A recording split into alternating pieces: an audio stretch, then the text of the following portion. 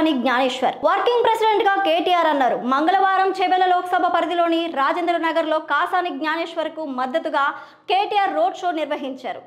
ఈ సందర్భంగా కేటీఆర్ మాట్లాడుతూ బలహీన వర్గాలకు సీట్లు ఇస్తే గెలవరన్న అపవాదాలు ఉందన్నారు. కాసాని జ్ఞానేశ్వర్ ను గెలిపించి అది తప్పని నిరూపించాలన్నారు. చెవెళ్ల పార్లమెంట్ నియోజకవర్గంలో మొదటిసారిగా బీసీ అభ్యర్థి బరిలో ఉన్నారని తెలిపారు. కాసాని గెలిపించుకోవాల్సిన బాధ్యత అందరిపై ఉందన్నారు. ఆ పిరికి పందులకు బుద్ధి చెప్పాలి.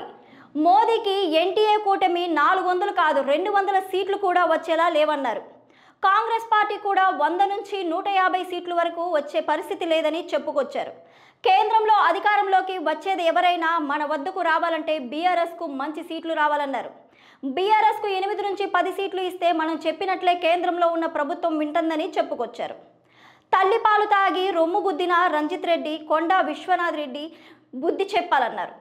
పార్టీ కష్టాలలోకి ఉన్నప్పుడు పారిపోయి పిరికి పందలకు తప్పకుండా బుద్ధి చెప్పాలని కేటీఆర్ పేర్కొన్నారు. ఇలాంటి మరిన్ని అప్డేట్స్ కోసం మా ఛానల్ని సబ్స్క్రైబ్ చేసి, లైక్ చేసి, షేర్ చేసి మీ అమూల్యమైన కామెంట్స్ను మాకు తెలియజేయండి.